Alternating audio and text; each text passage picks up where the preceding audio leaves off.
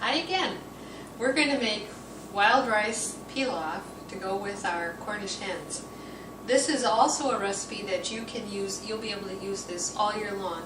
And I want to talk a little bit about different kinds of rices. Today I'm going to use a kind, this is a Lundberg brand, and I can get it in the store. You might not be able to find it, but it's a big mixture of short grain and long grain whole grain rices. They're all whole grain. Some are red rice, some are wild rice, which is actually a little bit different, but it's a really, really nice combination. If you can't find that, use something like this. This is a mixture of brown rice and wild rice, or you could also use just 100% wild rice. That would work too. That's a little more expensive and a little bit harder to find, but any of these will work and you're going to use the same technique. But we're going to start by cooking some onions. And so I'm just going to turn my pan on and get it a little hot. You can put some oil or butter in here, but you don't need to.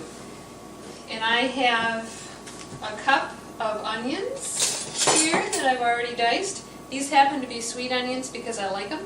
But you can use any kind of white onion or red onion, any kind you want. And we're going to let these get a little bit brown, and then we're going to add some mushrooms, then we're going to add the rice and water and a little bit of flavoring base, and I'll talk a little bit more about that in a bit. But as long as we're here with the onions, I want to talk about the nutrition of onions. It's really quite amazing. They're a good source of chromium, vitamin C, fiber, manganese, potassium, phosphorus, and copper. And many cuisines are built around lots of onions, so I hope you really like onions. They're really very good for you. They're anti-inflammatory and antibacterial. They've been shown to help with bone health, as well as reduce the risk of cancer and heart disease. So, I mean, that's a lot of good things. So, this is also called sweating the onions. Some of the moisture is starting to come out of them, and they're beginning to turn a little bit translucent. I'm going to keep going until they're brown, because I think the brown color makes the dish look a lot better. It also provides a lot more flavor.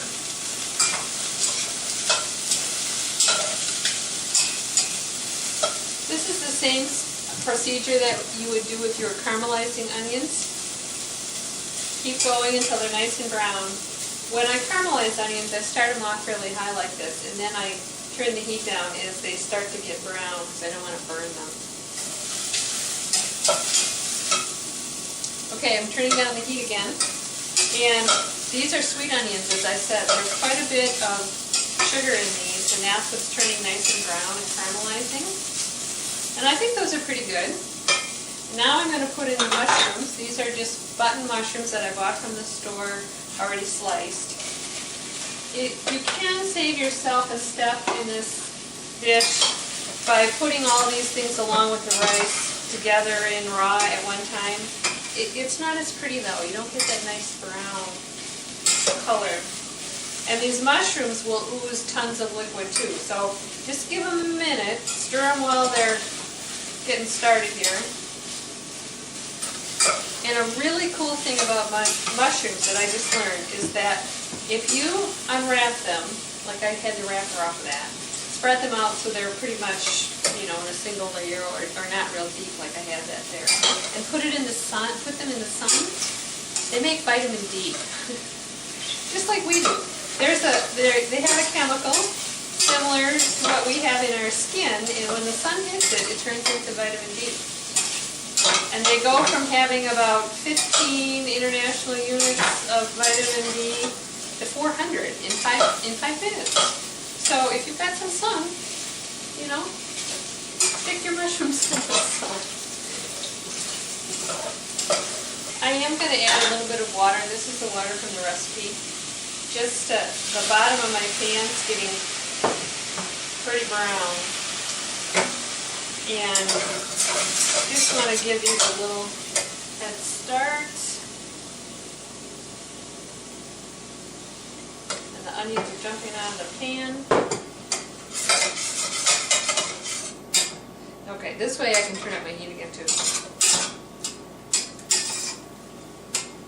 And sometimes I'm an impatient cook and I wanted to hurry up.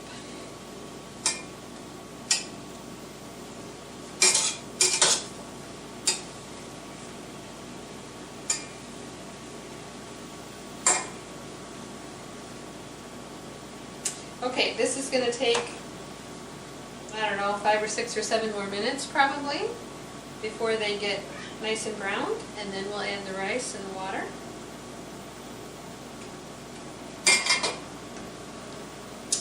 This would be quicker if you did it in a bigger, shallow pan, and you're welcome to do that. I did it in this pan because I need to cook the rice in this pan, and in that way I didn't dirty up 2 pans. I only dirtied up 1.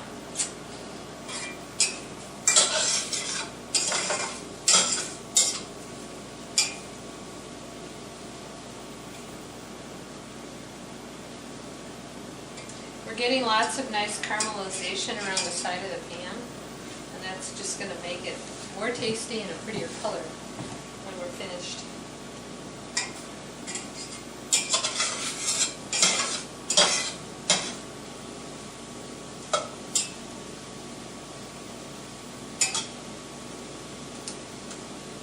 Mushrooms are nice and brown, the onions are nice and brown, and the mushrooms are starting to get there. If I let them cook without jiggling them and turning them over, they can brown easier. So a lot of the moistures come out of them. They're actually cooked, but I want to get them a little bit brown. And so I'm just going to let them sit just for a minute or 2. Okay, oh, this is beautiful. Okay, so that's exactly what I wanted, that nice brownness on the bottom. Alright, so I'm going to add the water in, and that's going to dissolve some of that brownness. And I'm also just going to take my spatula and kind of work around the sides and get some of that off the sides and into the water, and you can see how beautiful and brown this broth is. Okay, and now I'm going to turn up the heat again, and I'm going to put, this is the rice that I'm using, this is a cup of rice that's going to go in there, and this can be all that you put in there. You could also, I'm going to put in some, this is better than bouillon, this is a chicken base. They also have it in turkey, they have it in mushroom, which is really lovely in this dish. They have a vegetable one. These are gluten-free, and they do contain some soy, and they may contain some milk in small amounts. So if those are issues for you, that's important to know. But I use this product all the time because I can use, in this dish, I'm just going to add about 2 teaspoons of this flavor. It's a teaspoon per cup of water, and so that's what I put in here. You can also use broth that you just buy in the store. Make sure that it's gluten-free, and that works well. I find this is cheaper. I mean, it seems like it's a lot when you buy your little container and it's $3.50 or $4 or whatever it is in your store, but a little bit goes a long way. And when you're buying broth, you know, it's several dollars per package, and you use it up quite quickly. So here I have the rice, the onions, the mushrooms, the flavorings, and it's going to take about 45 minutes to cook. The brown rices and the whole grain rices take quite a while, but you're not going to have to do anything while it's cooking. I'm bringing it up to a simmer. Pretty soon we'll have a simmer, then I'll cover it, and I'll bring the heat down so that it's not, you know, the lid isn't going like this and splattering all over the kitchen. Okay, it's up to a simmer now. I'm putting the lid on. It's going to take a little minute for this to completely heat up, the air in there, and pretty soon this lid is going to start rattling, and then when it starts to rattle, I'm going to turn it down, and that's when I'm going to start timing it. If you were doing this in a pressure cooker, it'd be 15 minutes instead of 45. Okay, I can hear it boiling in there, I know it is. I'm going to set my timer here. And if I don't set a timer, I forget about it. I go off and start doing something else, which isn't good. Okay, 1, 2, 3, 4, 5. Alright, we'll come back in 45 minutes, open up the lid, and I'll show you what we get. Thanks.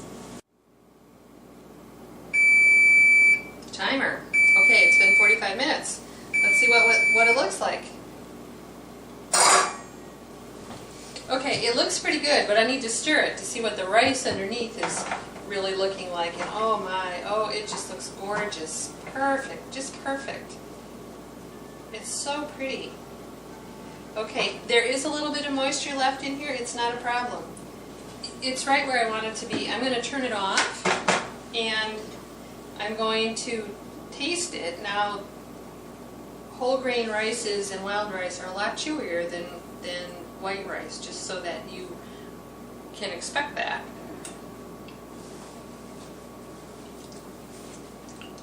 This is so wonderful. This is wonderful.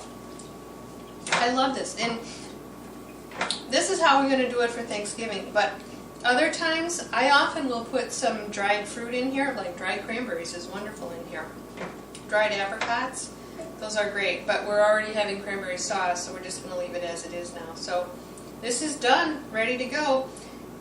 Now, when you're timing everything for your meal, you can keep this on the stove for an hour if you need to. Just make sure that it has enough water in it, and turn it on very low, or even turn it off if you have to let it sit for really that length of time, and then warm it up again right before you serve it. This is enough rice for 6 people. And it's not a huge amount of rice for any person. If you want to have leftovers, make more. If you are going to serve 12, you can easily double this recipe, but you're going to need a bigger pot. So just so you know, it's expandable, you can shrink it, very versatile. You need different sized pots though. Happy Thanksgiving.